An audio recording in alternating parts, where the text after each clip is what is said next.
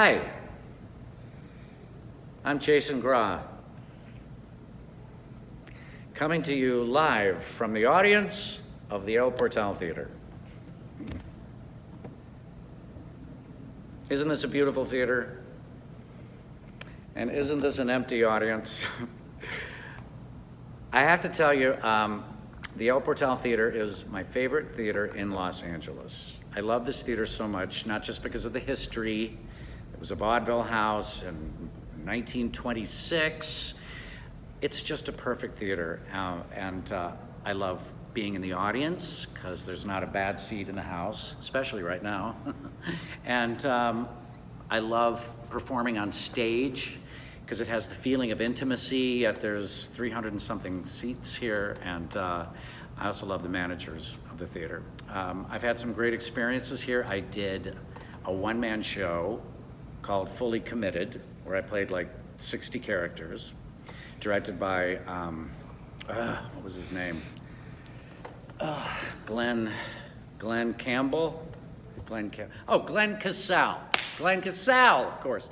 And Glenn Casale, he was great. He actually, he saved me in that show. And I remember I played all these characters, and the main comment I got after the show was, "Are you all right?"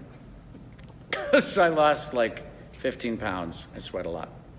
And I did another show, perhaps you'll remember, called Christmas My Way, which is a Frank Sinatra Christmas review. And with two of my dearest friends in the world, Heather Lee and Beth Malone, and Luca Ellis, who's like does Frank Sinatra for a living, and he's like, well, he doesn't do him for a living, but he portrays him for a living, and he's amazing. And the three of us were like, brocka, brocka, brocka, and he was giving you complete perfection Frank Sinatra. It was amazing. And we had a great time. I was reminded today, and how I forgot this, I don't know, but I came in contact with the ghost of the El Portal Theater. And it was during Christmas My Way, of course. The ghost was aroused during that show. And I was in the dressing room at intermission with my dresser and changing my tuxedo cummerbund. I think that's all we wore. I mean, not just what we wore, but you know. There wasn't a lot of quick changes. And anyway, so I was sitting there, we were talking, and the door slammed. My dressing room door just slammed. And we're not by any sort of breezeway, and we're not by an outside door. And I got up and ran into the hallway, and there was nobody there. Just my dresser and I talking. Nobody was outside. And so I texted Peggy Forrest, who runs the place, and I said, you told me about this ghost. I think I might have just met the ghost.